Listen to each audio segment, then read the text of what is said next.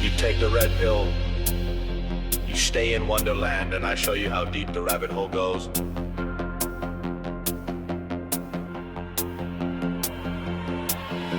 They said the truth was buried deep in files they tried to burn. David's on the mic now, it's the people's turn. From shadow men in black to creatures in the mist, he's cracking open secrets that the government dismissed. Spooky lights above us, he's tracking every blink. Aliens, cryptids, yeah, he's making you think. With a journal full of clues and a wild-eyed hunch, he's talking ghost towns, lost time, Bigfoot's lunch. Old Dayvid don't know, but he's looking for the code on a long dark road where the weird ones go. Mics stay hot when the stories unfold, digging through the static for the truth untold. From pyramids on Mars to sounds in the night, he's chasing after whispers just beyond the light. Tinfoil hat, nah, it's a crown for the bold. Turn the dial up, these tales don't grow old.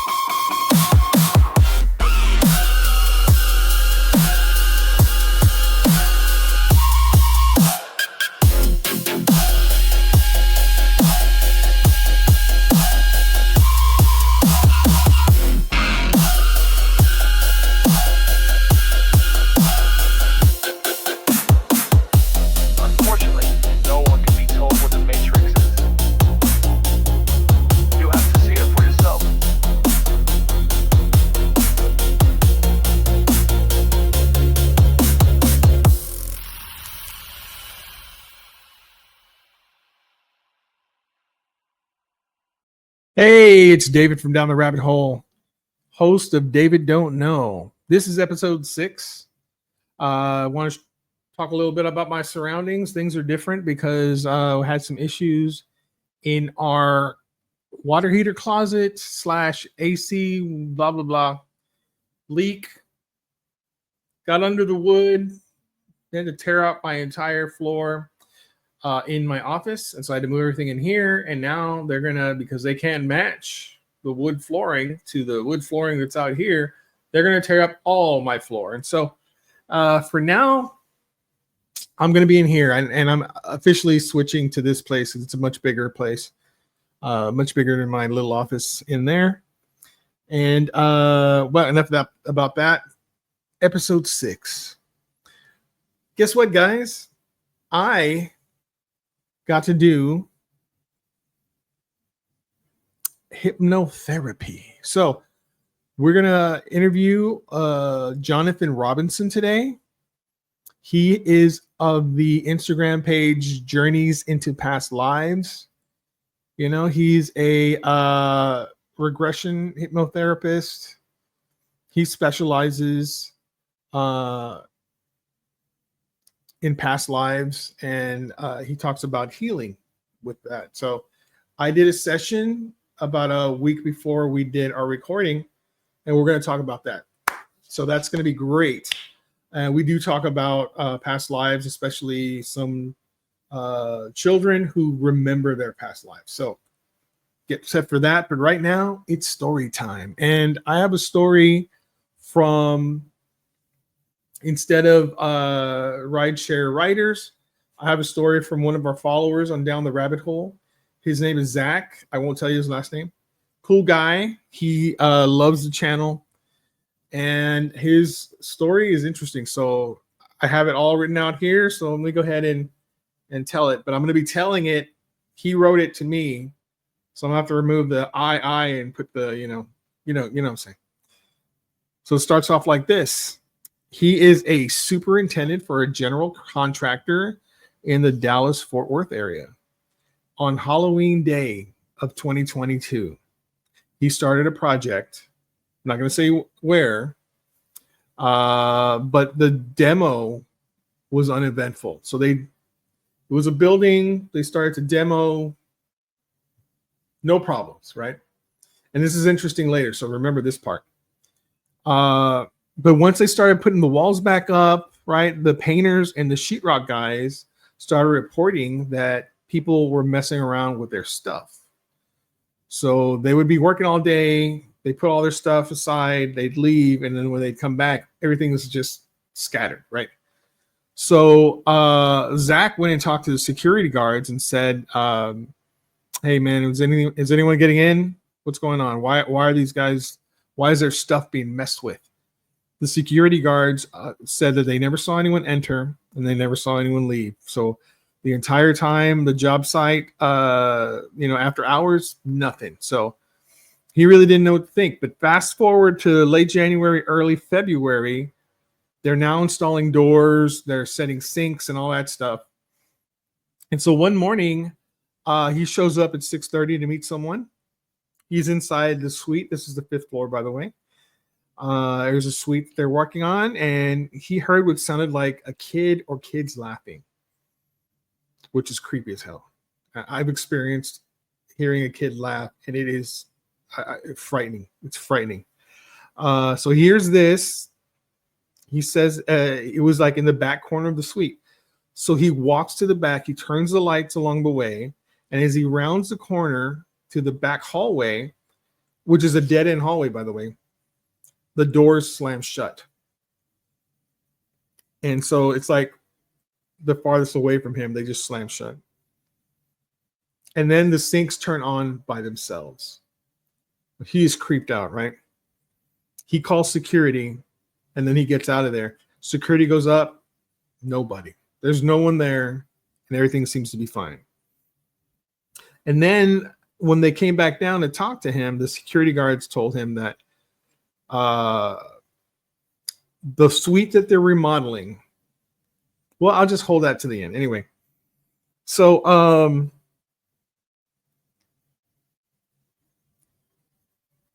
next thing happens is that he gets reports from his guys, his workers, 20 to 25 reports of doors slamming, materials being messed with, footsteps where there's no one there, extreme cold spots, and his main painter even claims to have seen a shadow person walking down that hallway.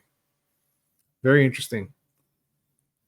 You always feel like you're being watched, he says. And towards the end of the project, there was a heaviness and depression that hit everyone like a wall when you would walk into the suite. It was bad. He even tried to get his boss to get him off the project, but to no avail.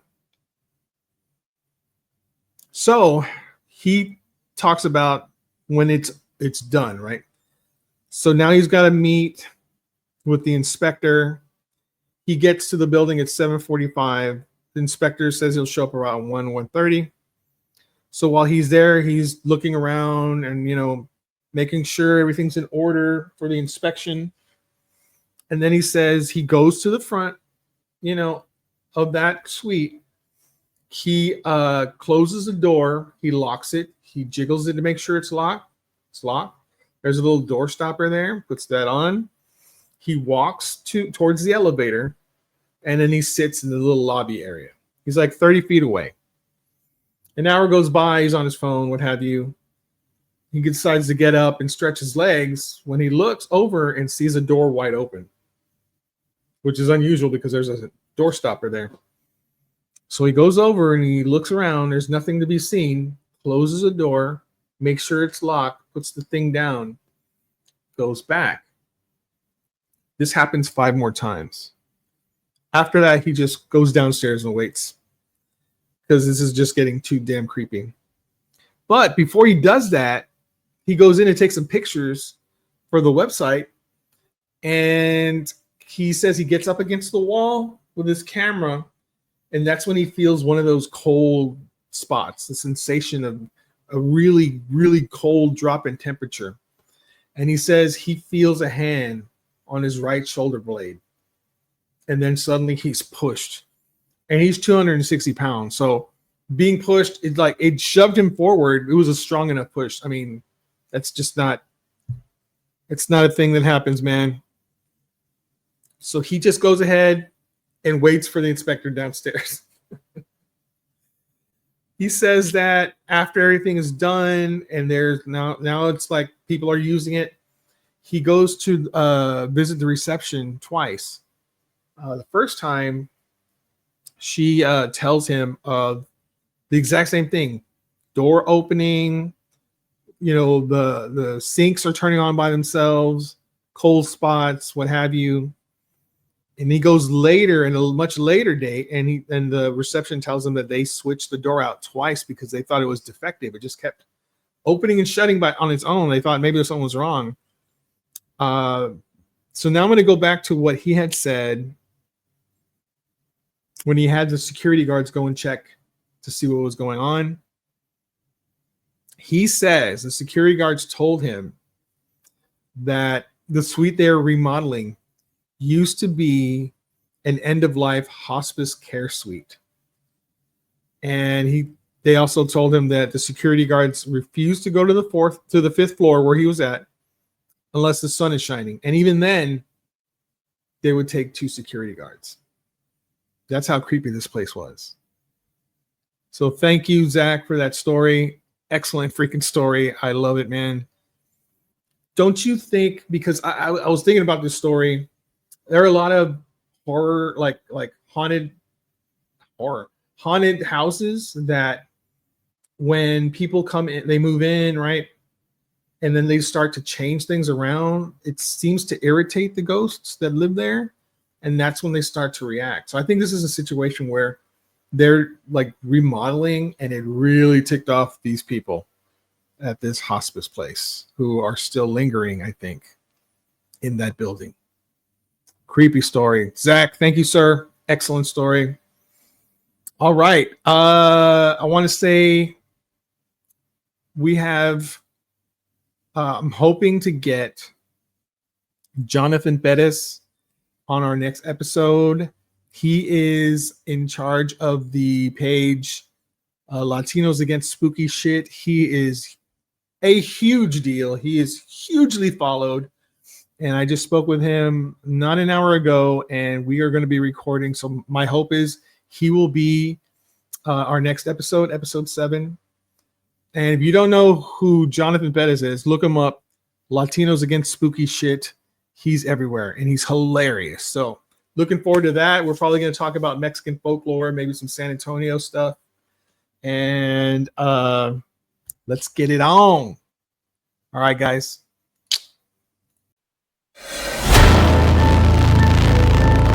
Where the weird ones go production.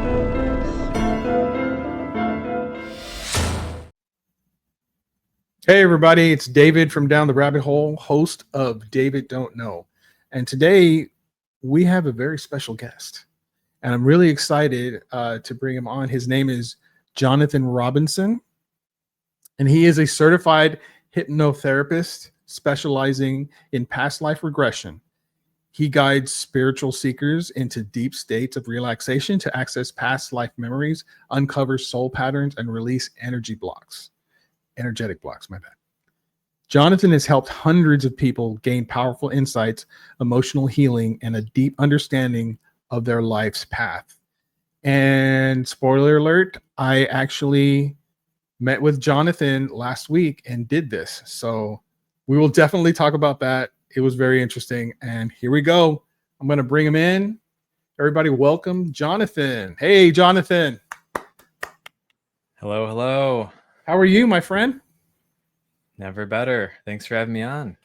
Oh man, thanks for being here. It's just great. I'm so excited about doing this.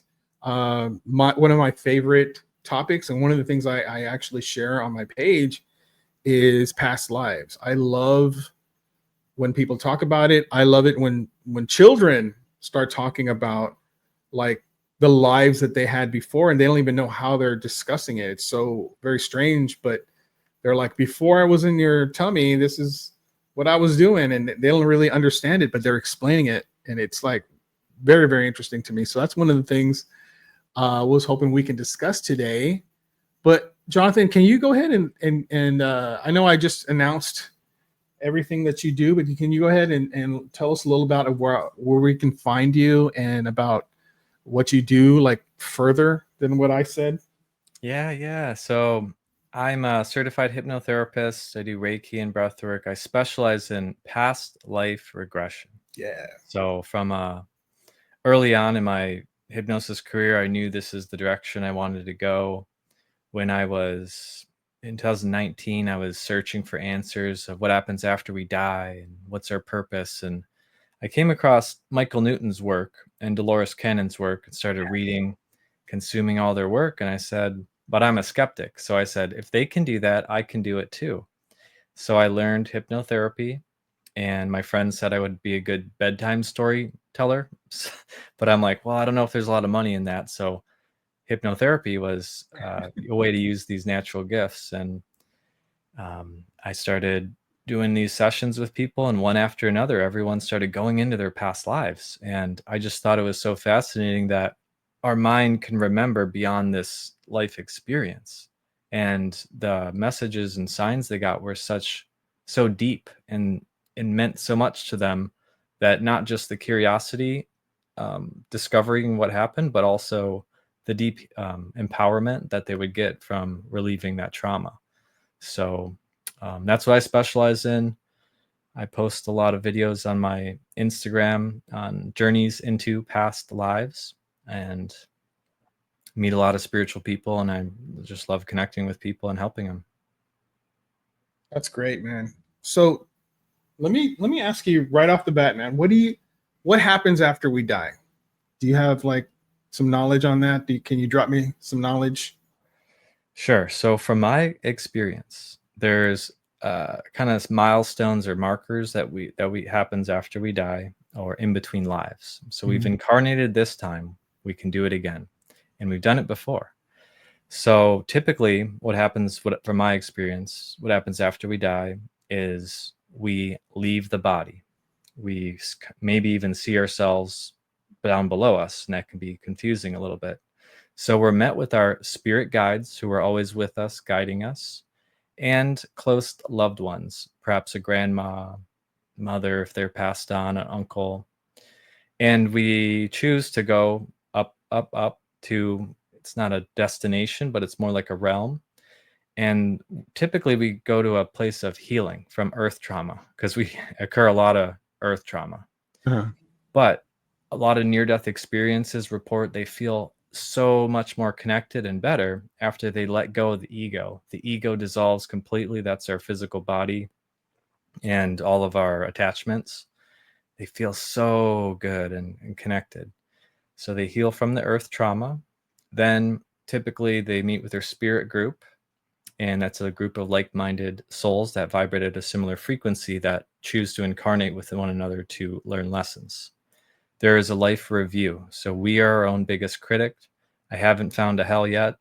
Sorry to bust that fear, but we judge ourselves. We're our own biggest critic. There is a council that helps us understand things as well. But you might experience, when we're negative to someone, we might experience what that's like from their perspective. So we gain a lot of insight from the life review. We can go to places like the Akashic Records and gain wisdom, but just like when you read a book on ice skating, you don't know what ice skate until you slap the skates on and get in there. So we Right. can read about and learn about what's life like on Earth, but we're here to experience it. And then typically we are given some options for our next incarnation, and your soul's contracts will decide what body would be best to suit that to gain more experiences. Mhm. We then get ready to incarnate again, and we come back, and we come in as a baby, and we wake up with amnesia. We don't remember what happened, and that's the game. We all play it by the same rules, and there's a lot of meaning for that. Like, if you're nice to someone because you have to be, it's different than just genuinely wanting to be, right? Right. So those are some of the milestones that I've come across in books, and they've further validated those in my sessions. That's excellent, man. So pretty much everything you said, I kind of I lean towards. I don't like to say I wholeheartedly believe this is what's going on, but I've like through a lot of research that I've done on my own and a lot of reading. And you've mentioned Michael Newton, which is, I've read his book, Journey of Souls. I have Destiny of Souls, which I'm about to start. But a lot of what he had to say to me, it rang true. Like I totally got that. But I think that had I read it in my 20s, I probably would have dismissed it. You know what I mean? I needed some life experience to be able to be like, oh, I get it. And I'll give you an example. I did have a out of body experience when I was in my 20s. I was trying to learn how to meditate, and I was failing and failing and failing. And finally, I accidentally, what I believe, like fully did it. And when I did that, when I felt like I was in some sort of like alternate state, I began to float, and then I could see what I thought was someone else sitting there. And then I realized that was me. I was looking at myself. I was shocked by this. And then I realized that as I was looking at this, the whatever I was, spirit form or whatever you want to call it, looked down at my body form and said, yes, I'm out. I'm free. Fuck you, basically, is what he was saying to my body. I'm out of here, kind of a feeling, right? And almost immediately I was back and confused because I didn't know what the hell happened. I tried to get back to it. I don't know. I just accidentally did it, and I could never get back.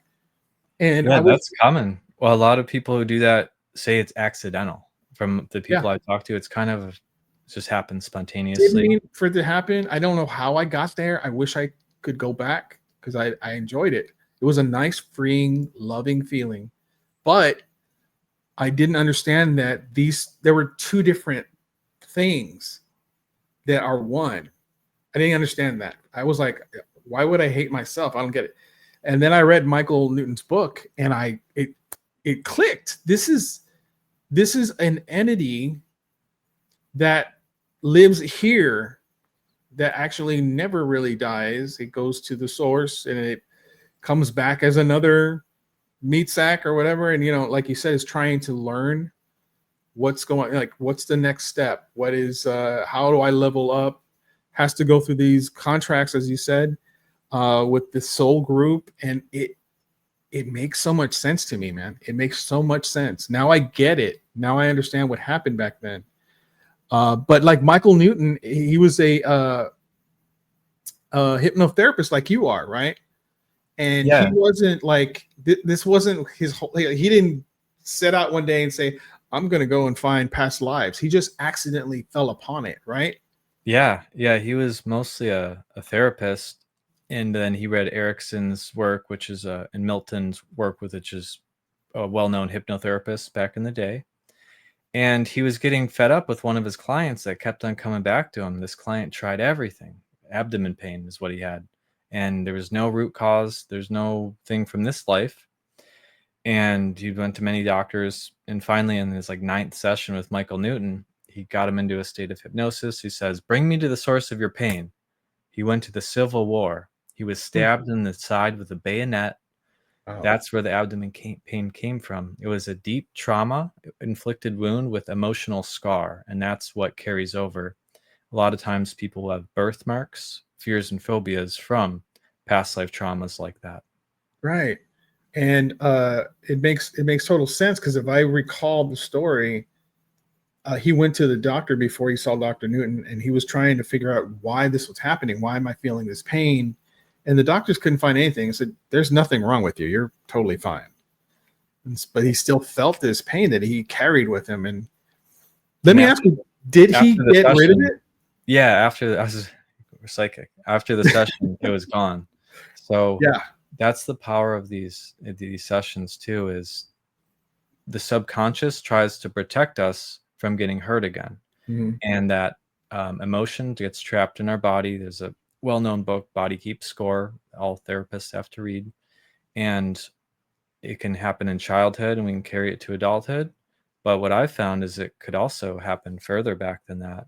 And that's where there's no an explanation of why we feel the way we do, why we have aches or pains in a certain spot or a birthmark.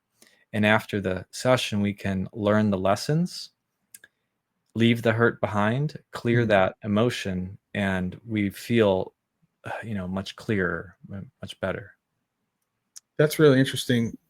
So I know that, like, through my life experience, growing up, I've had some trauma in my life, and then I learned on my own to try and forgive those things.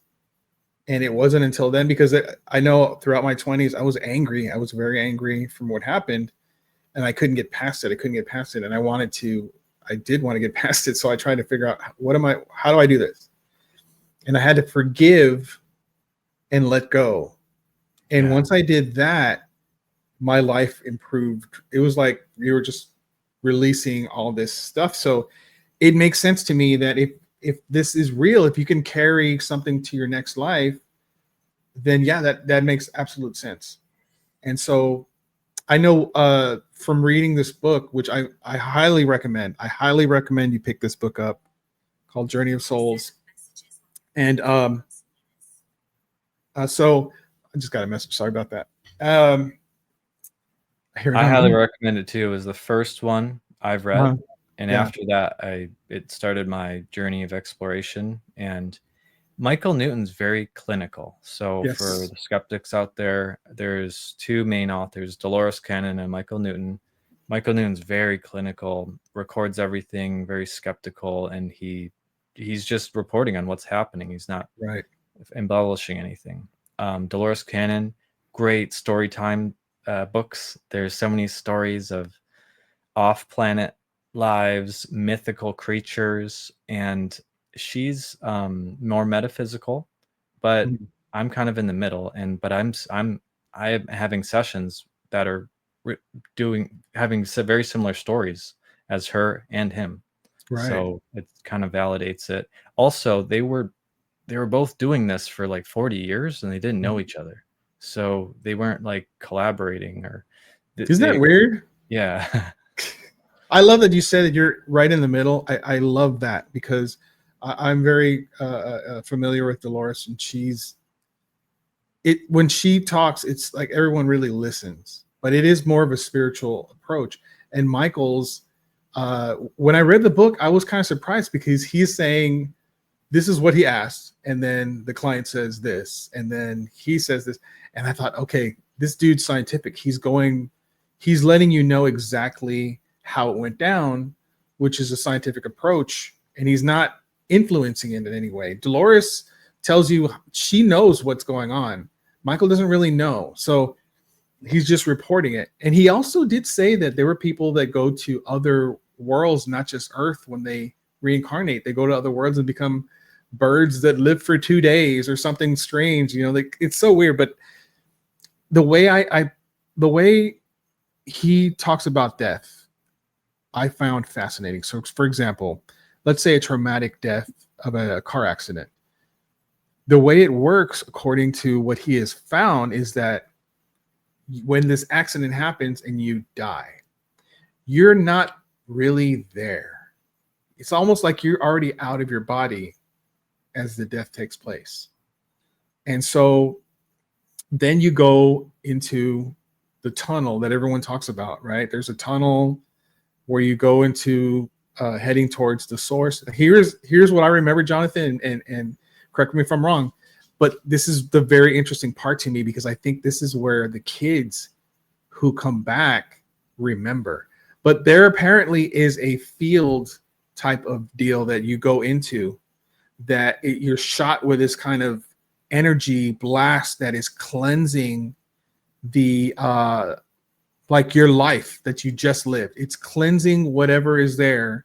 And maybe it's supposed to get rid of memories. Maybe it's supposed to, so that when you go into the next life, you're fresh, you're brand new, and you don't have your past life in your mind.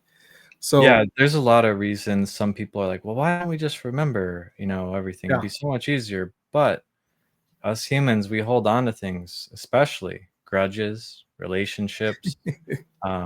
He hurt me, she said this. So there's a lot of that, and we don't want to bring that back either. right. So, and then the game is, if we live our best, it's kind of like the universe is testing us. If we pass the test, we can evolve and perhaps gain more enlightenment and more abilities. But if you're a negative person, you're not going to be best suited to create the most beautiful and loving universes. So it's like a test, a proving ground. And Earth school is very difficult compared to other planets. Other planets, the veil is thinner, and they're able to remember. That's children operate in theta frequency until age 8, and that's why they can remember past lives sometimes. The veil is thin. They're in the theta frequency. Kids can remember multiple languages very quickly and learn. Basically, it's how us humans get programmed to be adolescent and early adulthood. And so one thing I'd like to mention is always be nice to kids, because they don't have a shield up yet. They can't, if you tell them they're not good enough, that could stick with them for years and decades. Right. So always give the kids good positive enforcement, encouragement. Yeah, absolutely. So once you get through this field where you're cleansed and all of the stuff, crud of your life is removed, and I think that maybe sometimes this thing does not operate quite right, because people still hold on to some of the stuff, like some of the body trauma, some of the memories, like some of the kids we're going to be talking about. I don't think that thing worked on their past life. I think it didn't clear everything, But once they get out of this, they head to what Michael referred to as the source. Dr. Newton referred to as the source. This is not what he came up with. This is what his patients, his clients would actually refer to this area. So I don't want to say heaven or hell, because those things, I don't think that's what this is at all. This is a place where your soul, spirit, essence, energy, whatever goes to, right? And this is where you had touched on this, which I was like, thank you for touching on this, is like where you are not judged, but you're looking at what worked in your past life and what didn't work. You're talking to a counsel. There's a counsel, right? Where they're telling you, did you do this right? Or you think you did it? No one is punishing you. You're not in trouble. It's not a place where you're being, interrogated, anything like that. But they're trying to help you elevate. You're trying to learn and get to a higher, tier, essentially.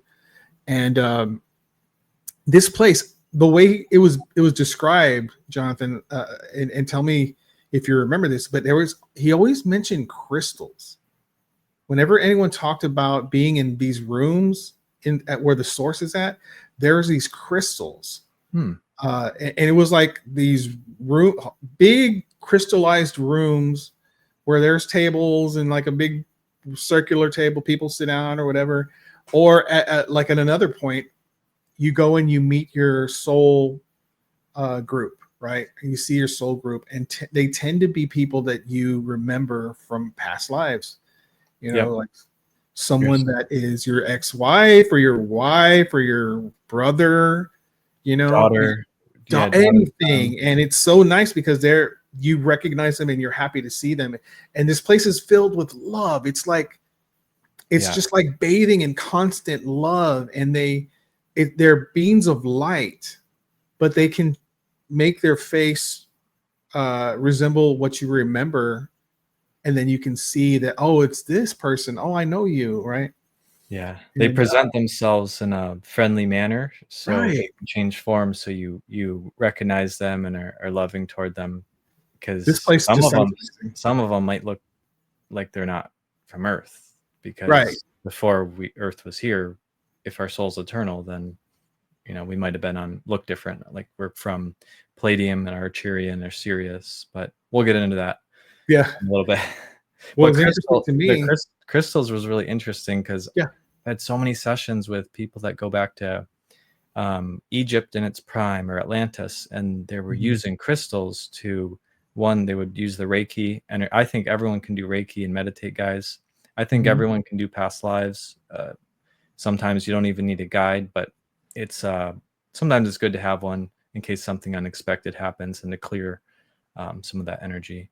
But so these crystals would hold and harness energy, and they would wrap them in like a living leaf, and they would pass them to people and the priests in Egypt. So during that time, and while we're energy being, we don't have such a physical body, it's more transparent or more energy. So sound healing crystals and Reiki energy was much more effective.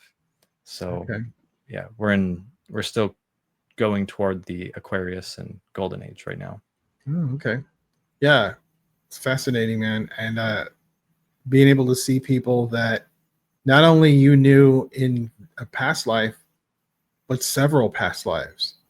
Yeah. Like what I found interesting is one of the things that he spoke about was a person could recognize someone from a life they just left, that just arrived from. And it's, even though if that person were still alive, their soul, their energy is there, and they're greeted. And not only did they know them in this life, but they knew them in another life and even another life. And this could be going on and on, as far back as I don't know what. But like you said, soul contracts. People go into soul contracts with each other to help each other elevate. Yeah, if you've ever met someone that you don't even really need to talk to them and you just vibe with them, that's a sign that you might have known them before. You really vibe with their essence. So these could be soulmates or best friends. I mean, my mom is definitely one of mine, soul friends for sure. And they can also teach you challenging lessons. So I had one guy, he kept going into he had many past lives. We did several sessions, and he kept killing his friend in battle. So the karma, the yin and the yang, the universe requires balance. And so that's why, if we kill someone in this life, it's not necessarily an eye for an eye, but we might come back in another life and experience a similar type of trauma. I had one guy who was stabbed in a dark alley. He had major trust issues, and he was scared to go and like walk around at night. Well, he was stabbed in an alley in a past life. And I said, "Who stabbed you?" He's like, "These are my friends." I said, "What do you mean?" He said, he didn't die, he was just stabbed, but he survived. He said, "If I would have kept living my life the way I was, it would have gone downhill and it wouldn't have been good. After this happened, I completely changed my life." And don't we see that a lot with near-death experiences? Yes. People get a second chance. So absolutely. So yeah, they have a sense of humor. The foundation of this universe is love. So when we are in stillness, we can harness that bliss and tap into that. During our session, I was telling you about how when I met my girlfriend Angie for the first time, and how that meeting her was like meeting someone I knew for my entire life. And it was a very strange feeling. I had not really felt that before. And we got on just fine. It was amazing to me. As a matter of fact, it was beyond amazing, because we clicked on just about everything. We talked about music, religion, anything you can possibly think of. We clicked. And then we had just met in January. By May, she moved in with me, which is, if anyone who knows me knows, I don't do those things. I don't make decisions like that. Like just go right in, like, freaking 4 months down the road, and next thing you know, I'm living with. That doesn't happen. It doesn't. I don't do those things. So it was very strange, because we didn't feel like it was. We knew each other. We knew it was going to be great, and just it had always been.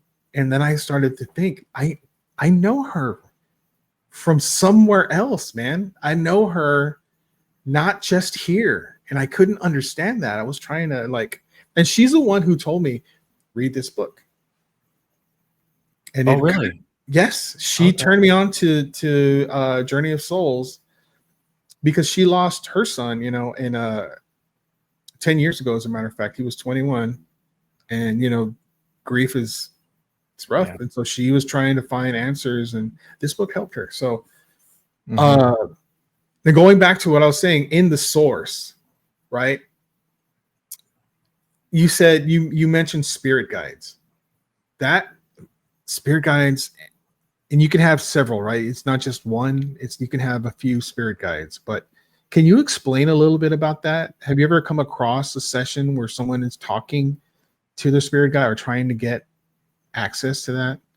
Yeah, sure. So there's our spirit guides and our higher self. And usually the subconscious and higher self are a little bit interchangeable. And that's the full version of you before you incarnated. We can't bring the whole spark, or we're only like a fraction of our higher self into this Mhm. body. We can't bring too much over. The human body couldn't handle it. And so, yeah, we talk to the higher self, and we can also talk to your spirit guides sometimes too. And they're always with you, watching you in the background. Mine's back here a lot. And mine's a little tricky. He likes to play games, and he's very comical, and he doesn't like to give me a lot of, he doesn't like to show me too much, but Mhm. he came through in a session. So I do these sessions. I have other practitioners do these sessions on me Mhm. once every other month, because I'm always wanting to learn and get better, and so I can help my clients more. And yeah, he was very loving. But yeah, the spirit guides imagine we're in like a maze, and they can see the everything from above, and they're helping you, guiding you. Oh, turn left, turn right. Oh, there's a sign, you want to meet this person. um, oh, this person has the same last name as you, let's connect with them. There's a synchronicity there. I'm sure everyone has had some synchronicities and Mhm. coincidences, right? And Yeah. maybe there are no coincidences. But yeah, our spirit guides are so loving. They're always there, and you guys are never alone. I know it seems like that way. Us spiritual people are kind of all spread out, but going to more events, festivals, concerts, crystal fairs, psychic fairs, and meeting more people that are spiritual can help that loneliness, but we're never alone. Yeah, spirit guides, that has always been fascinating to me because I want to talk to this dude and get some information, but from what I understand, they're not supposed to set you straight where you're supposed to go. They're supposed to help you and you're supposed to figure it out, right? So I They can't figured, interfere. So right. that's a universal law of free will in this. So they cannot interfere unless we ask. So they say, call me anytime, sometimes in my sessions. And so we can we can intentionally ask for help. So I encourage people to do that more. I believe if you meditate, you can probably get answers that way. That's one way I think you're trying to get to a state where you can, ask, because that's what I think happened when we had our session. I got answers that I had been searching for a very long time, and I was so grateful for that because I felt, it's a thing where I was trying to understand, what am I supposed to be doing? Am I in the right path? Am I doing the right thing? And according to this book, when you find out is that your spirit guide can help you, and that's what I wanted. I wanted to try and make a connection there. So I love that. You want to, and I think a lot of people can resonate with that. Is what is our purpose? Why are we here? Are we on the right path? And I encourage everyone to not give up and not get stuck and keep moving. Every job and relationship you have is just a stepping stone. It's a learning experience. It's just practice, but you'll find out what you don't like as well as what you do like by doing more and getting out there. And fulfillment and purpose is so important. We're here to learn and progress, and we're here right. to help others, and we're here to celebrate because it's a beautiful, we got to enjoy and be in the moment more. Absolutely. Absolutely. Well said, man. People need to hear that. They really do. It's you want to be in service to others. That's a good thing for you. You want to help people. That's a good thing. It's what you're here for. So, but getting back to like the source, because I'm just so fascinated by this. One of the, once you get to meet your people, your group, your soul group, you get to hug them and be with them and talk about stuff. It's really like, what the hell, this is great. Kind of, it's just loving feeling. You get your counsel, you go through that, and then you try to learn in this place. You try to understand in this place. That's why there's that library you referred to, that you can figure things out. And then it's time, after a while, your spirit guides are going to tell you, basically, you got to go back because you still need to level up and learn these things. And then you go to this hall of records, essentially, where you can actually see lives played out, and you try to determine what life do you want to go back to. This is what blew my mind, because I was like, what? They have like DVDs everywhere where you can see lives, and you can fast forward, and this is a critical moment, and you're going to learn this here, and this is how you're going to do blah blah blah blah blah. And then you choose, you want to go here, you want to do that life, or you want to do this life, or whatever. And I was like, what the hell is that? Could that be a real thing? Because I don't know. And the way that was explained is, it's not like we just have free reign to choose anything we want. Usually there's a handful, like 5, that we can kind of see. The timelines are always shifting depending on decisions that are made, and everything's fate isn't exactly fate. Every decision you make changes the energy. And but there is, so the council probably decides what few you have to choose from. And then, I want to learn the violin in San Francisco, or no, I want to be an athlete in Austin, Texas, or wow, I'd have a good chance to experience family in Michigan. Right. So Right. there's some options. And I wanted to mention this too, is you'd think that we'd want to choose bodies that are really pretty, attractive bodies, right? Because us humans, we want to be the movie star, right? That's not it. We want to choose, actually, people line up more for disabled bodies because they can clear more trauma that way. They can, or karma, they can clear more energies that way. So that's right. Yeah, absolutely. I have issues physically that you can't tell right now because I'm sitting, but if I were walking, you would be able to see it. So, but I think about that. I chose this life. I mean, think about it, Jonathan. You chose that life. You know what I mean? I wanted to be an athlete. I wanted to play disc golf and, be an athlete. But now that I think about, in my 20s, but now that I think about it, it's a good thing I didn't do that, because now I'm doing this and I'm helping more people. It's more purposeful. And so, see the silver lining in everything that's happened in your experience, guys, because it's important. Yeah. Everything happens for a reason. Absolutely. That I love looking at the positive. I've been learning lately that everything, it's how you think. So you're right. If you think you're ugly, you're right. If you think you're handsome like me, you're right. It's how you think about it.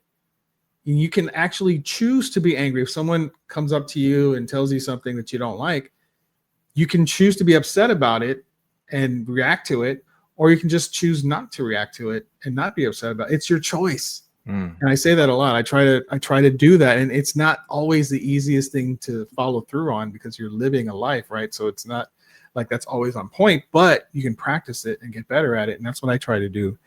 To respond, not react. Yeah. You don't need to. You don't really need to react or respond until you're ready, and that's like a stoic type of thing. I've been reading about Marcus Aurelius, and send me that after the podcast. I like that.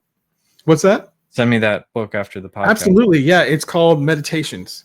He was a Roman emperor, and this dude, he was just brilliant. He was probably the best emperor out there, but There's another guy. I'm drawing a blank. I'm listening to his letters, and he is also these people are just, I love them. They're just brilliant philosophers, right? Yeah. But so there's a story in Michael Newton's book that I found fascinating. There's actually two stories I wanted to cover real quick. Okay. One was there was a soul that was looking to go back to Earth, and they were looking at scenarios like major points in that life. So in this life, it was a girl, a very young girl.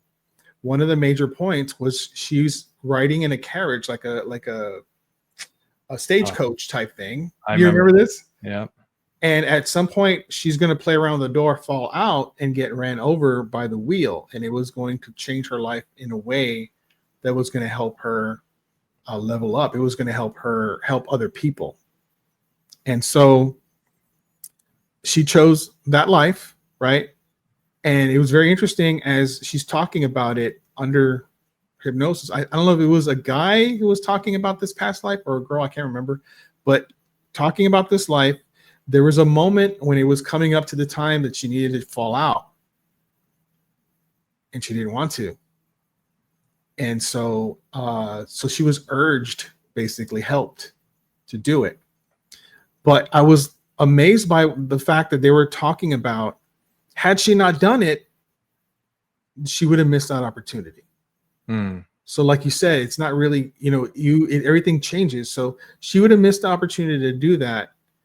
And then, eventually live this life out and come back and have to like probably reincarnate and try again in a different type thing. But she did it. And so she ended up helping someone in their life because of this. And I thought that was just a beautiful story.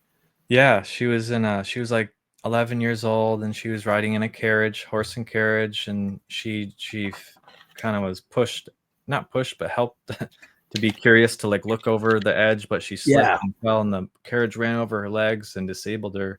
And back then they couldn't really fix her that good.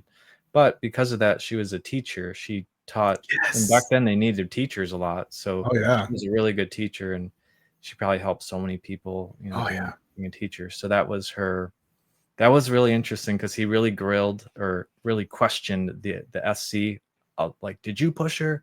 Did you do that? Right? Yeah, that's right. That's right. Yes. So cool, man. The second story I found really fascinating, and you actually touched on this because you said if the whole soul, the whole spirit were to embody the human body, it wouldn't be able to take it. Right. So there was a story in there where this one soul, because they wanted to level up quicker, was allowed to live two different lives with the same soul simultaneously. One lived in Canada and one lived in the United States. And I was like, what in the hell kind of shit is that? That's some crazy stuff. So they actually lived two separate lives, the same soul, the same spirit or energy, however you want to call it. And they doubled up on their lessons, their level up or whatever they were trying to do. They accomplished that. I thought that was fascinating, man. Parallel lives, yeah. Yes, And that happens more often than, right? Yeah, it can. And we call it past lives because the human mind learns by stories, and stories have a beginning, middle, and end, just like we're a baby and a kid and an adult, right? So we call it past lives because that's the most convenient way to say it. But time doesn't exist beyond this earth realm with gravity. So are they happening simultaneously, or what's happening? We don't really know, but that's how we can conceptualize it the best.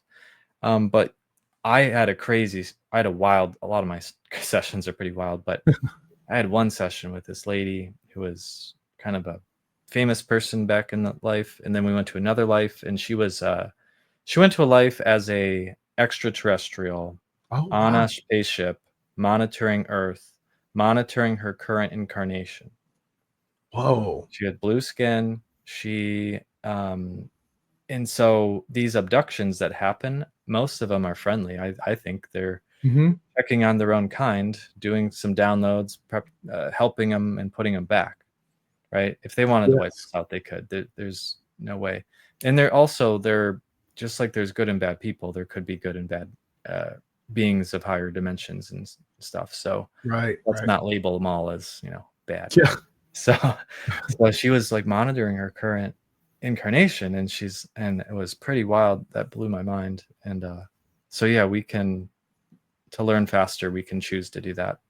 That's brilliant. I love that. And he had mentioned, like I said, there's other, you can go, you don't have to just reincarnate to Earth. Earth is one of the most difficult platforms. That's where you can level up quicker, right? I make it sound like it's a video game, like you're trying to get to level 42. Essentially it's kind of like that. You're trying to level up, you're trying to get to a higher state, to like enlightenment, kind of, right? Like you had mentioned. But I don't know, man. It just the whole thing is just interesting to me. Like some of the other worlds. Some people say it's a simulation, okay? But our human mind, that's the only word we can, and we need more words for energy and metaphysical terms, really, because we don't have enough. And so when we're doing these sessions, they're giving us information in English language, and that's really not enough. The translation is never going to be perfect. So take it all with a grain of salt.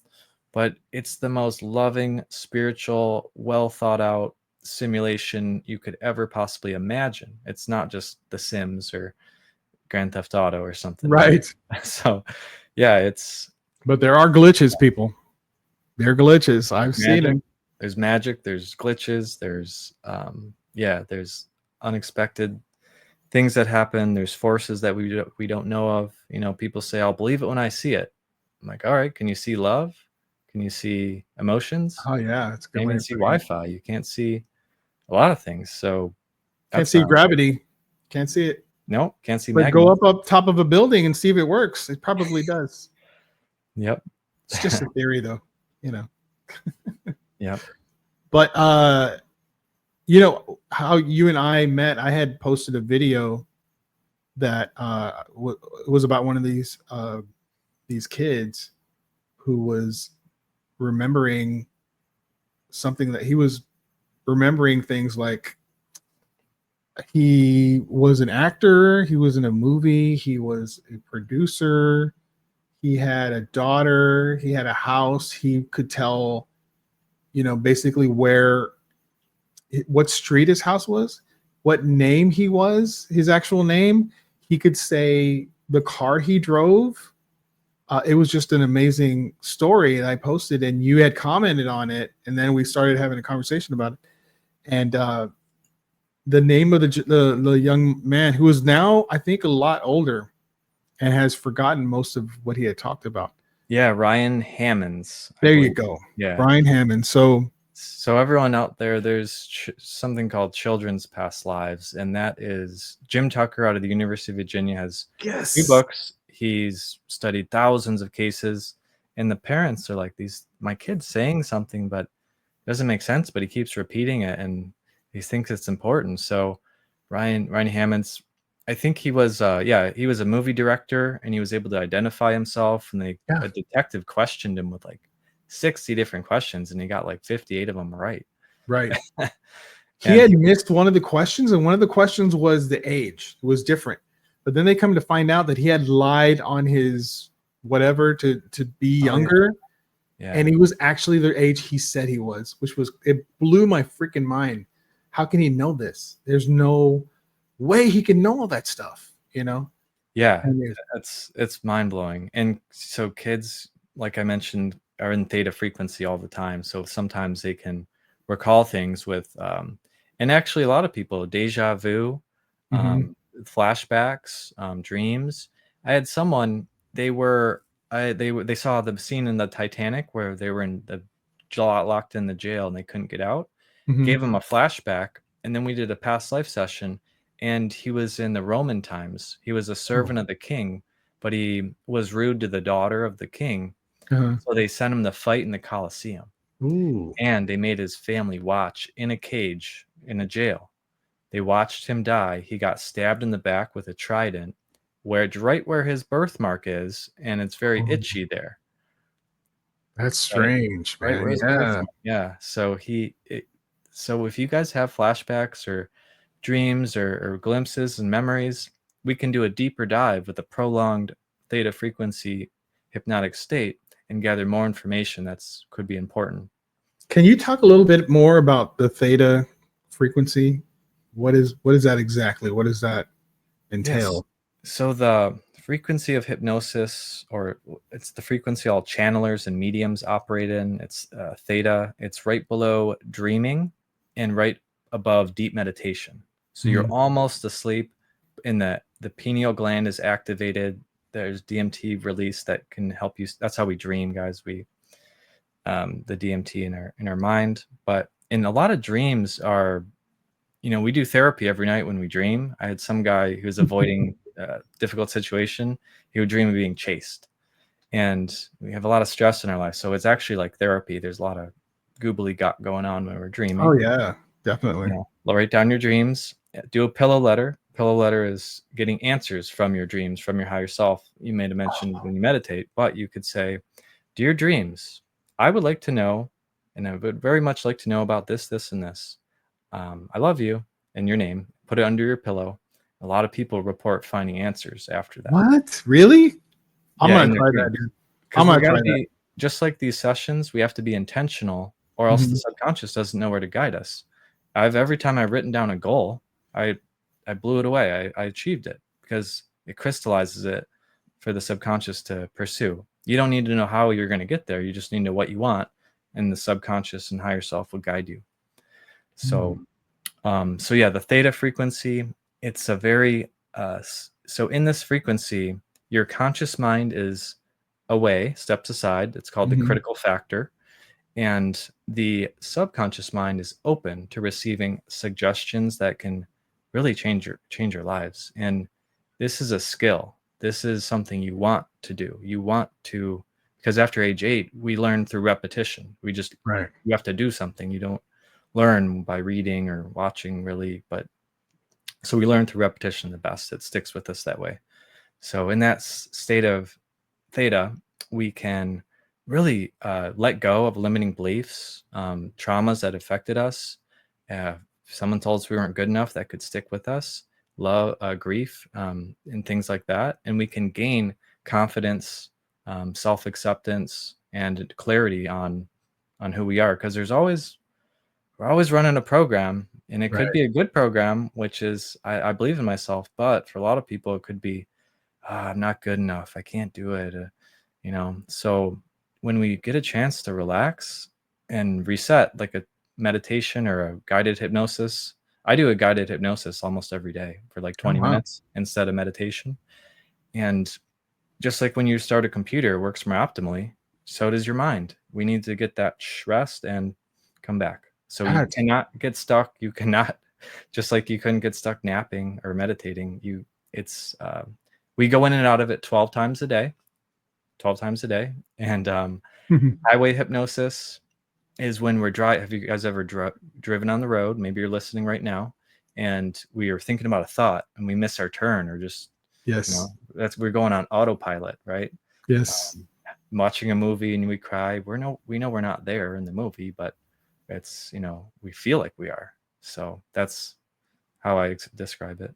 That's awesome. It happens a lot to me when I'm driving. I can almost be on autopilot completely it feels like for way longer than I should. But I'm doing fine. I'm driving. I'm in control of it. It's just my mind isn't there, kind of. It's so strange. But yeah, I hear what you're saying. And when you say children are in theta mode for most of their early life, it makes sense, because you think about when a kid comes online, that's how I term it. Like they get to a certain age and then they come online as who they're going, what I'm saying, they're going to be this, that, or the other thing. That makes sense. And a lot of times, from what I've read in Michael Newton's book, the soul is with the body of the baby. It doesn't go into the womb often. It is not there yet. It's not. Oh, that's a good question. One of my deep questions was, when does the soul enter the body? Mm-hmm. and it's so controversial. No one really Yeah. knows. It's like, is it on conception? Is it first breath? Is it It's when the not. heart Yeah. beats? Conception. When is it? So Yeah. the soul can. So what I've discovered through my sessions and reading all these books, I really wanted to know this answer, but it was hard because it's everyone has a different opinion. But Mm-hmm. what I've discovered is typically the soul will enter during the 6th to 8th month in the womb. Mm-hmm. And the explanation is if it entered earlier, it would just get bored because Yeah. just sitting there doing Yeah. nothing. If it was later, it wouldn't have enough time to gain the neural pathways and connect with the mom. And it can enter earlier if, say, the baby's lost or something, to comfort the mom and things. But Mm-hmm. usually it's between that age, 6th and 8th month, and yeah, it gets used to the body and the baby, and it's that's what I've discovered through many books and my sessions. So And some of these things,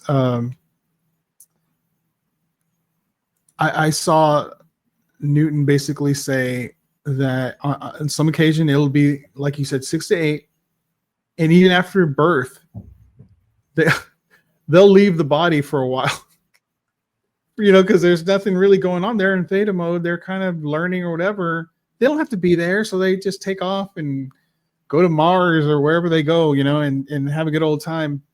But I think that's just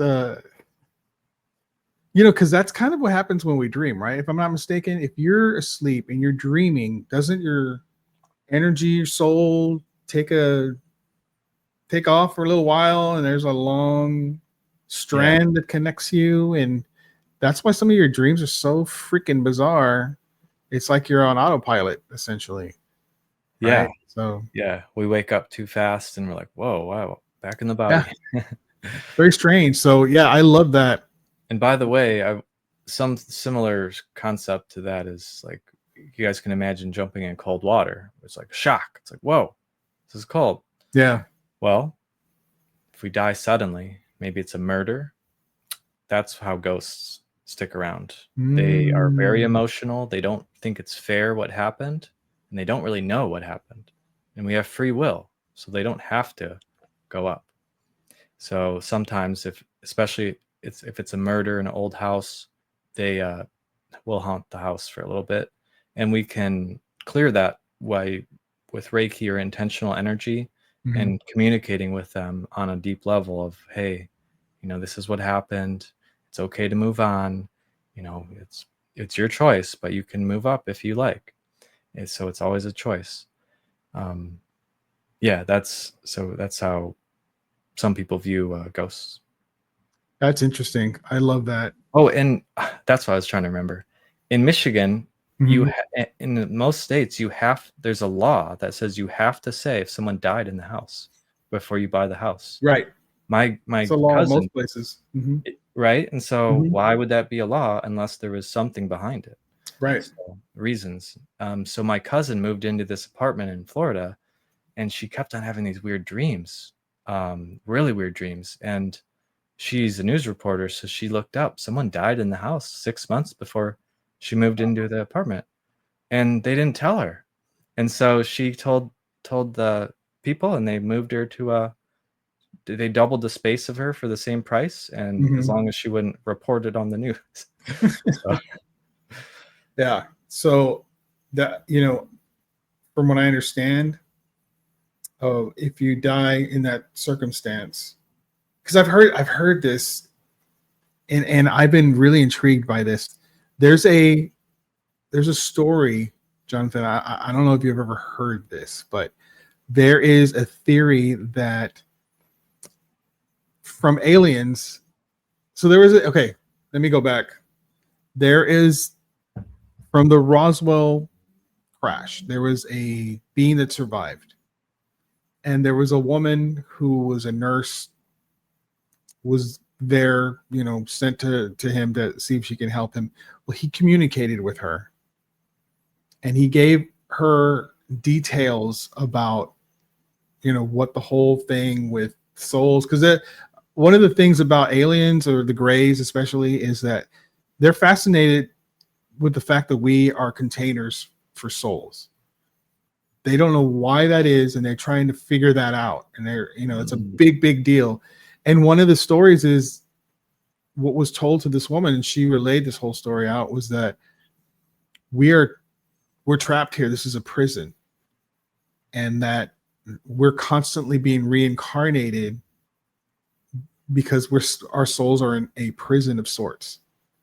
And he was letting her know that if you wanted to get out, when they come for you after you die, instead of going with them, turn around completely and go in the opposite direction, and that will release you into the universe, and your energy will be free into the universe, or whatever. This is a story I heard. I'm not saying it's true and I believe it or anything like that. I'm just saying, wow, that's bizarre. And it made me really think about, are we trapped? Are our souls trapped in a prison where we are constantly being sent back to Earth to live out these lives? And for what purpose? If that was real, why? Isn't that interesting? You never heard about that, have you? I have heard that. You had? Okay, great. I've thought about that.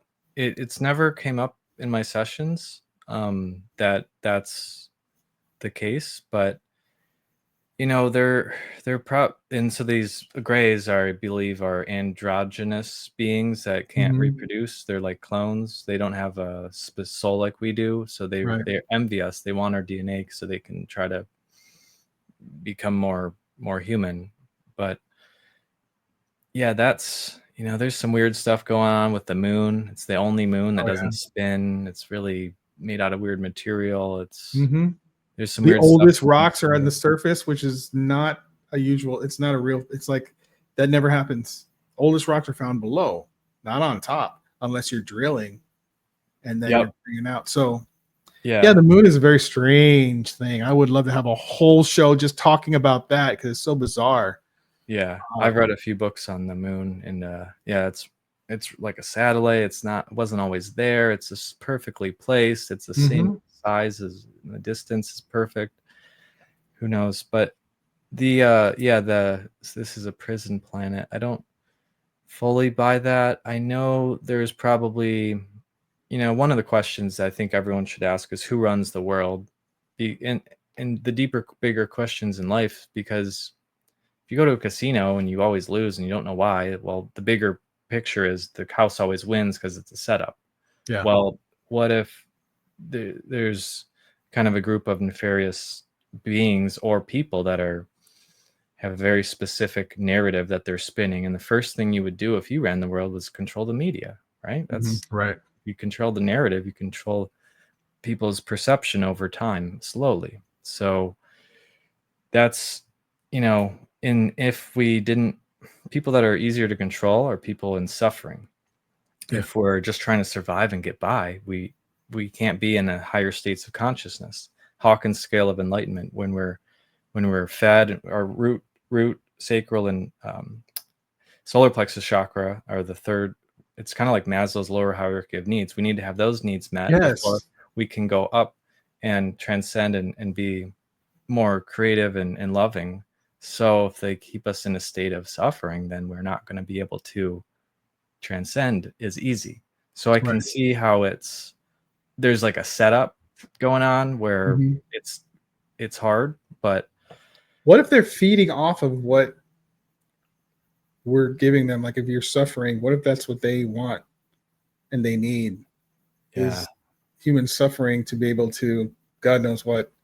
Don't feed the fear, guys. Don't feed the fears. So fear, it's a powerful emotion, but it's not one of love. It's one of scarcity. So I wonder though, if it's a real thing, like when I die, I'm going to try it. Okay. I'm going to turn around and look. I'm going to look if that's a real thing. Who knows? I may die and it's nothing. You just go right into the dirt. I don't know. I'll never understand that until you actually get there and see it for yourself. But I thought that was a very bizarre and like thought-provoking theory. And wouldn't that be just the worst if it were true? Yeah. Wouldn't that just be the worst? There's probably other planets that are worse than us, but it's it's an exciting time to live too, guys. There's Yeah. a lot of excitement transitioning. There's more resources now than ever before. True. So we got to be more resourceful. Get your find your own information and resources, and reach out to people and connect. And there's these podcasts like this now that are getting this information out there. So we're really lucky, but we also got to be mindful of discernment of what to put our priorities to. Absolutely. Absolutely, sir. Yep. So the other story I wanted to talk about was the case of James Linenger.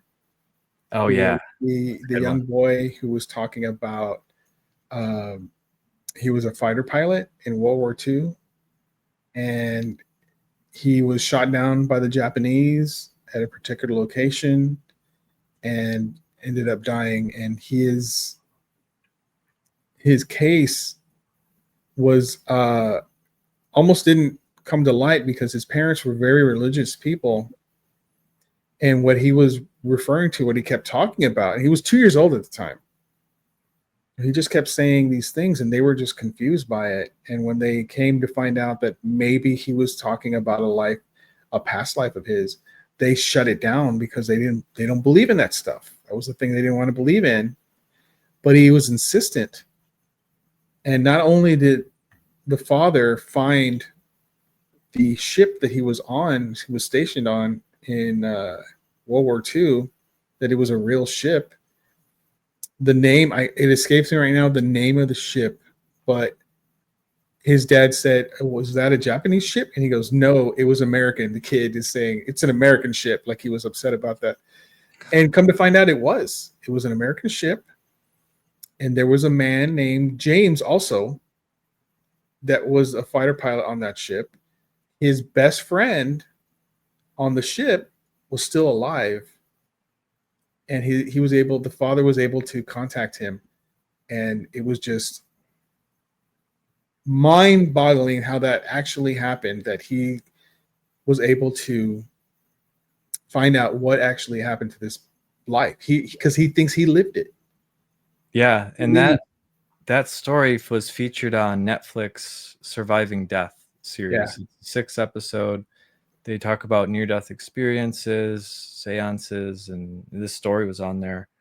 And yeah, now that he's like 13 or 15, he can't really recall it because he's out of that frequency. But right, I've done past life regressions with younger people, and it's been really effective for digging a little deeper. But yeah, he was able to recall the platoon, the ship name, his plane number, his soldier ID, like his family, all very accurately. Like really, no one else could have known this. There was no malicious intent by the parents. The parents didn't know. They were against it.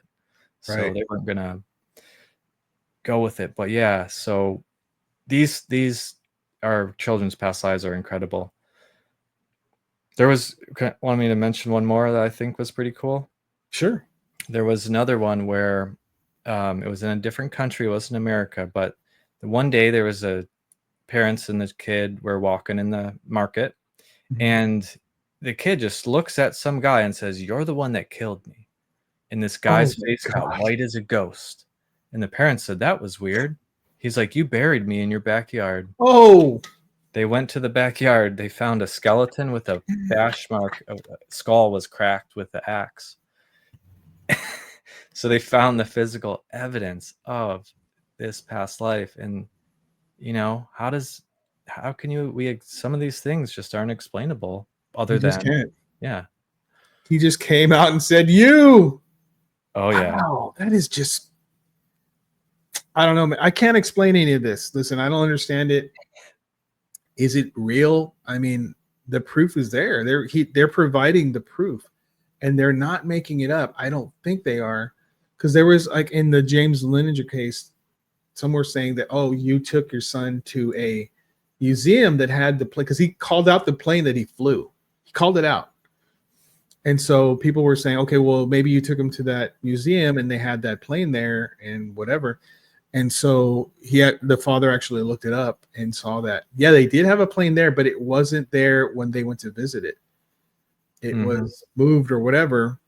So he didn't even see it there. So how did he know what plane crashed, in the Pacific? He believes he lived it. Yeah. And this poor kid would have these terrible nightmares where he was thrashing out, screaming as if Yeah. he's actually fighting for his life, because that's what happened to that man. He crashed into the ocean. The plane was on fire, and he died terribly. Trying to get out, and he couldn't get out. Man. Man. So freaking crazy. I just And everyone out there, we do hear stories that are highlights, like, oh, I was a famous person or a king or a queen, and people want to be, Jesus and stuff in their past lives. But it's much more, those are the highlights. And it's much more common that we've had simple, mundane past lives that are very exciting, but they're all like a little bit different. So right. Also wanted to mention, there's some mentalists that can perform mind reading tricks. And just because someone does a trick doesn't mean that all psychics are faking it. I've been to several psychics that told me some things that blew me away that they would have never even knew. They didn't even know me before we did the reading. So, we can be skeptical but looking, being unbiased, having discernment, and gathering all the facts and intent for what's happening. So right, having an open mind is very important. You just can't walk in closed to everything. Then how else are you gonna find out? Yeah, that's not abundance. That's not. Yeah, Right. Minds work best like parachutes, open. So let's keep that. And that's where we were when we were kids. We had that innocent playfulness, joy, and so let's get back to that. Let's shed some of this trauma that we've acquired as adults and in middle school and stuff. And let's get back to that innocent version of us that's just humble and good. Absolutely. So this is a good time to bring up our session we had together. And so this was last week, I believe. And I have experienced something very similar. One of my good friends, JJ Rose 777, she's a psychic. She's a astral projector. She can, she has all these abilities. And it reminded me of that because when she came to visit me in her spirit form, I didn't believe her at all. I was like, well, whatever. Yeah, you're gonna come and check in on me. You don't even know where I live. Okay, great. Whatever. And then I start to feel this vibrational. I had already forgotten about it. I was talking to Angie. I just forgot about it.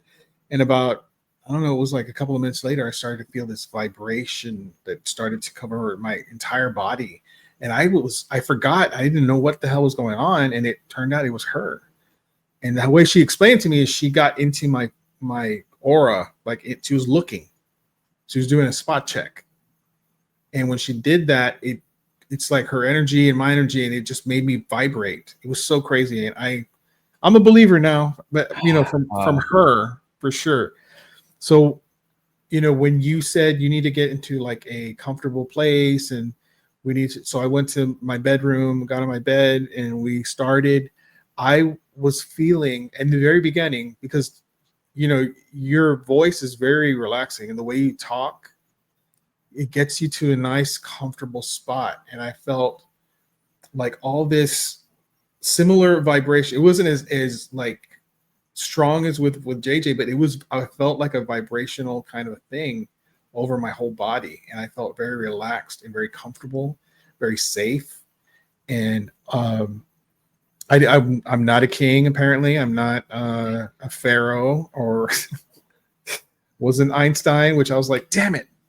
But I did get very positive answers that I was looking for, that I had intentions that I wanted to ask. And one of them was I wanted to ask, am I doing the right things? Because in this life, I want to be able to leave this life going up to the next level and getting to a higher, whatever. And I want to know, I'm really wanting to know, how do I do that? And the message I got from this session was, you're doing it. Just keep doing it. Because, like I had explained to you, my life from, early on to the point where I'm at now, I've actually evolved a great deal, like a lot. And the things that I'm doing in my life now, that was what I was being told, is you're doing it. You're doing it. Yeah, Be content. Right. yep. In these sessions I never know where they're going to go. That's why it's so exciting. It's like improv every time when what's called, and so there's a few ways to do past life or Akashic records. And sometimes like a psychic can read you your past lives. That would be more like an Akashic records reading. And you're sitting there meditating. You might feel a heightened state of relaxation.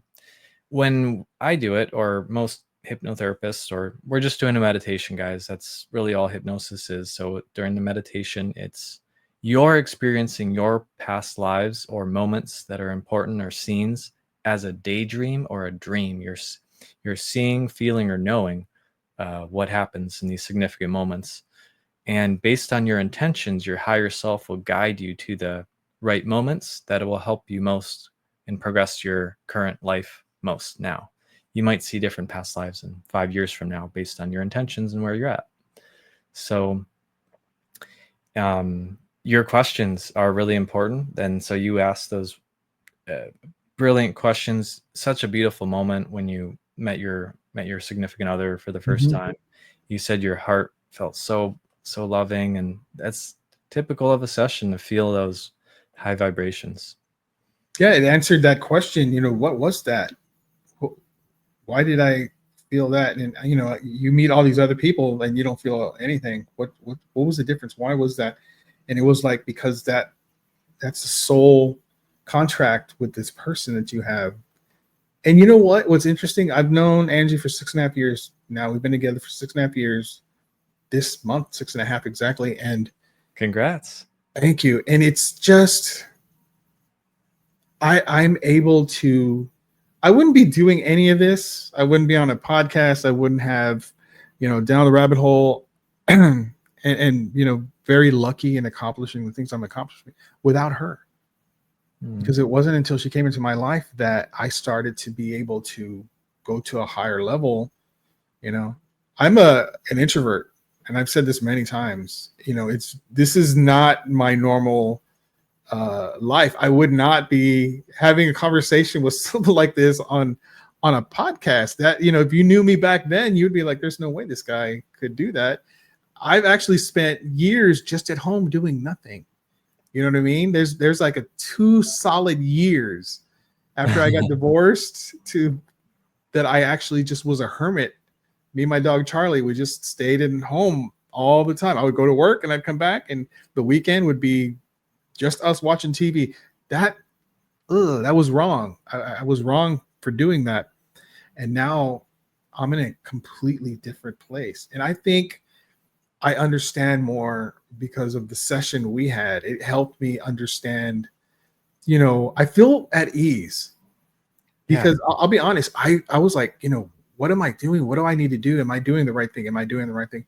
I would say that a lot. Am I doing the right thing? And now I feel like I know I am. I feel like I have reached that point. I love that, because that's so important. It's not making a decision is like, can be dreadful. It's like, what do I do? Should I ask her out or go here or move here or take this job? And it's like, it's mind bending. It's frustrating. Yes. And it's like, it's tiring, really. But once we know, we were confident, and this is the decision, this is my higher self says, this is the clarity I was looking for, it just feels so much better. Like you're on the right track. You're so much more confident and motivated and that clarity. So that's what I think was powerful about the session I just did last week. And I'm glad that you feel that way. I'm glad that came out. Thank you so much for that. I feel so much better. I mean, I feel like now I'm going through some crazy stuff, but as you can tell, we're in a different space. My my house had a water leak, and now we're having to do a lot of repairing. So I had to move out of my office, and it is a bit stressful, but I'm good, man. I'm gonna deal with it the way it needs to be dealt with, and I can't thank you enough for it, man. Thank you so much, Jonathan. I really appreciate that session. It was very rewarding. I feel like I got what I needed from it. So, can you tell me, if you would, like, the most interesting session you ever had?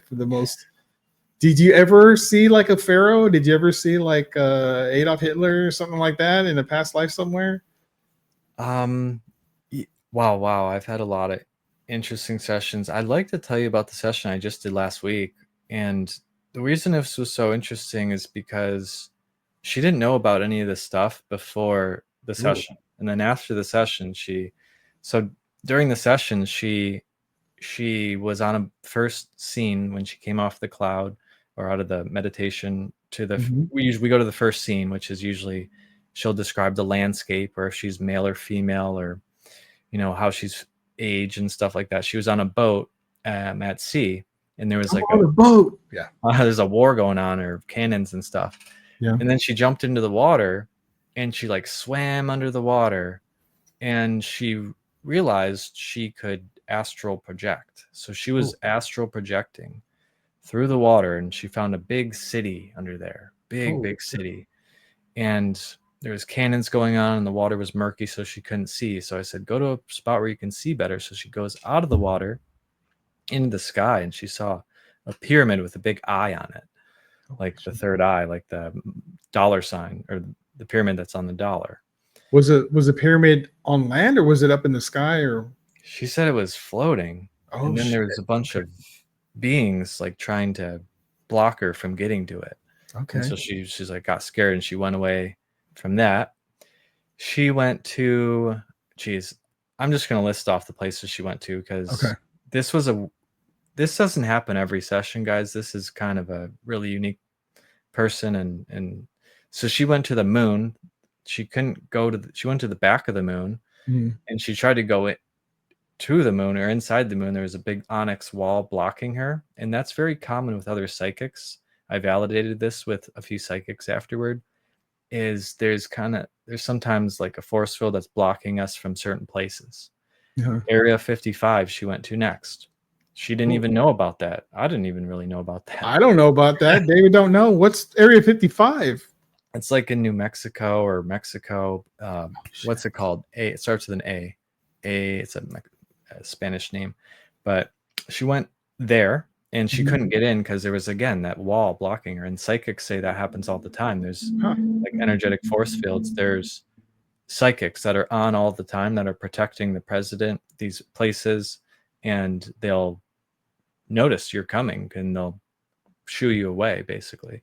And then she went to Antarctica. There was some weird stuff going on there with some underground bases. Reptilian. She said she was a reptilian. She said, even as a reptilian, I'm short. So she was like, she looked in the mirror, and she had a tail, and it was really, really wild. And I said, well, what are you guys doing? We're trying to help the humans progress faster. They take so long. They're so silly. They just are infatuated with the fear, and they can't get a hold of themselves. And I'm like, oh, that's frustrating. But it's okay that you're there. She's like, yeah, I look like one of them, so I'm okay. Holy whoa. And so there's a lot of good.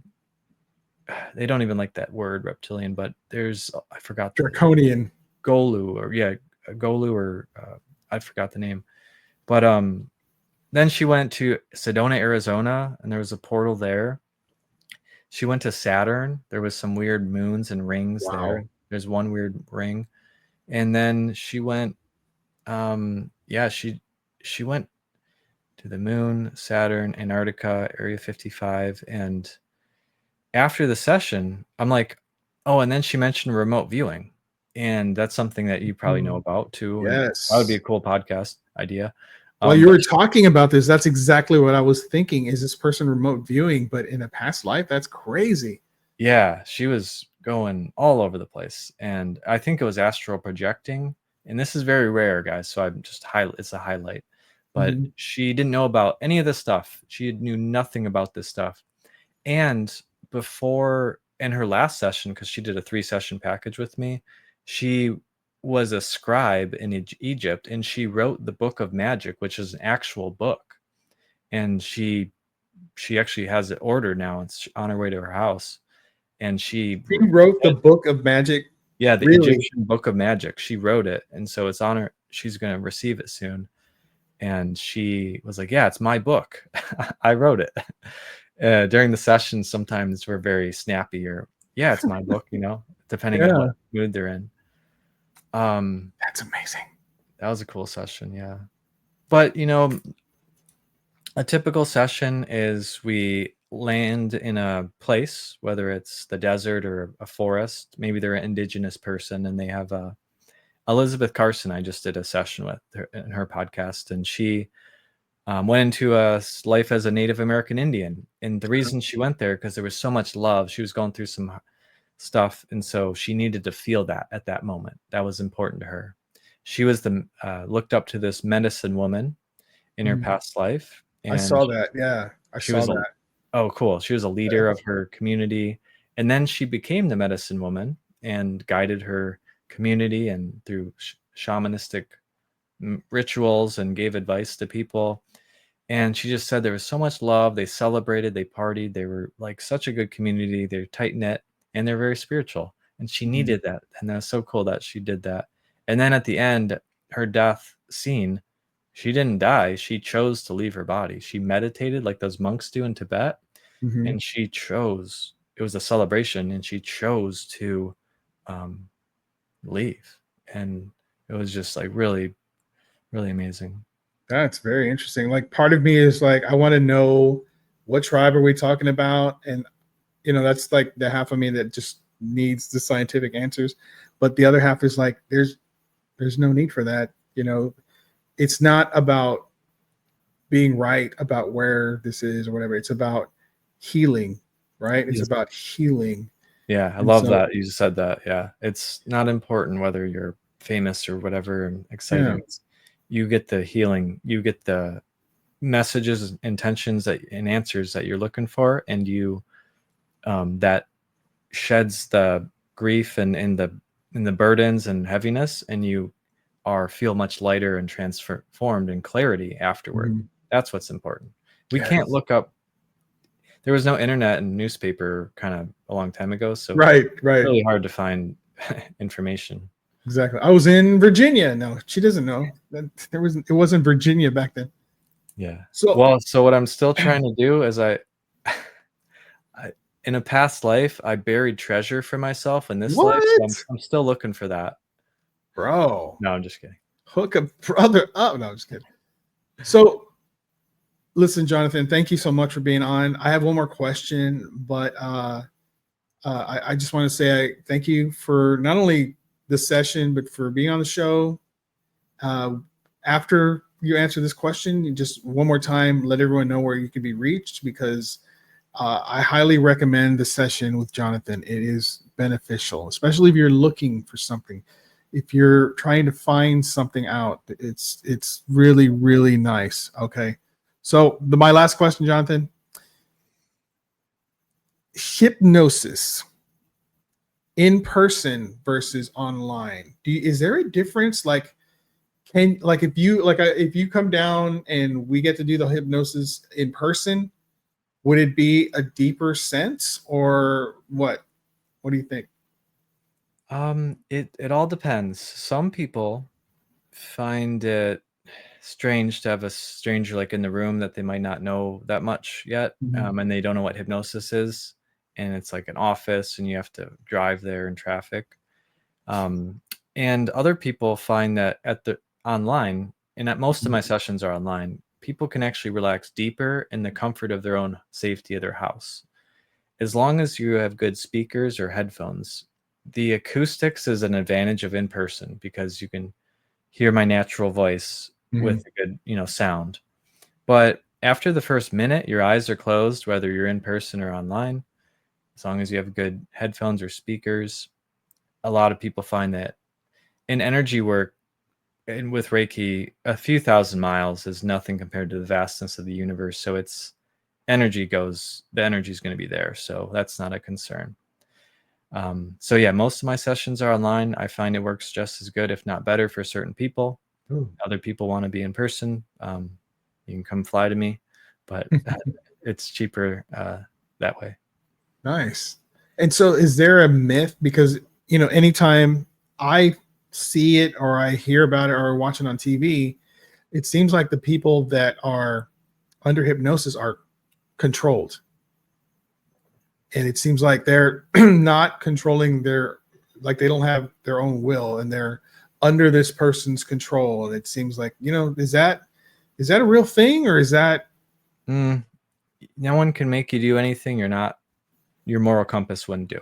So those people on stage are being more charismatic or they're playing the role of the animated version of themselves. It's actually kind of like improv. So is that real, or is that like a performance? It is real. There's a spectrum of how I've done some stage stuff, but you never know how deep they are. But there's certain things where there's level 1 hypnotic suggestions, and there's like level 5, which would be a reverse illusion or something. I forgot the name, but you can say, all right, when I clap my hands, I'm invisible. You can't see me. Some people, they can still see you and they'll just play along. Other people, like, they can't see them. Like, it's pretty wild. There's some cool things they can pick up. You can't lift that chair, and some people probably could, but they choose not to. Power suggestion it plays a part in that, wouldn't you say? Yeah, like, yeah. Deep suggestion on a theta type level, and now it's like real to them. So I mean, I can see that. I just wondered about that. Like if a baby elephant, when you tie it up to a little stake, when it grows older, it won't pull the stake out, even though it can, because it learned when it was little that, oh, I'm attached to this rope and a stake in the ground that even though it could easily. So we decide on our beliefs and our self-esteem when we're very little, and we can have the power to change that by using this powerful tool. And it's all to help you. You lead the session. It's client-led because you decide what you want to do the session on. It's a skill. People that have a lower IQ aren't able to do it as good because they won't focus. You actually need to heighten IQ and a reason. So like if you have a lot of entrepreneurs are very driven, they want to get to point A to point B, and this is a tool to help them get there. So that's all it is. It's a modality.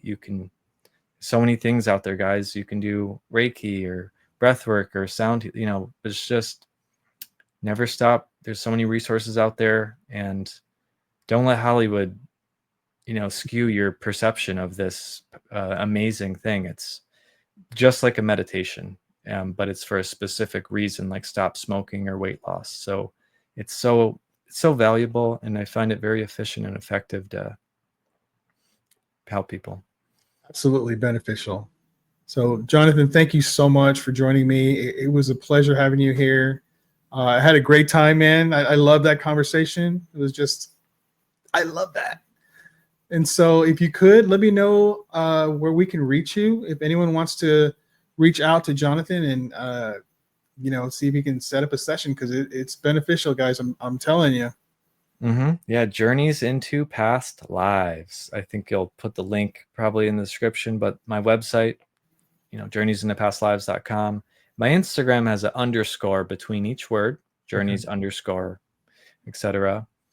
That's where most of my following is. People find me, and I love sharing spiritual and past life content. So I post there pretty much daily. Yeah, you posted a few of mine, which is thank you. That was awesome. Yeah. All right, brother. It was a pleasure spending time with you, Jonathan. I hope everything goes well, and have a wonderful day, sir. Absolutely. And check out more of his podcast, guys. He's got some interesting stories. Interesting. Listen to this man. Listen to him. He's right. Thanks. See you guys next time.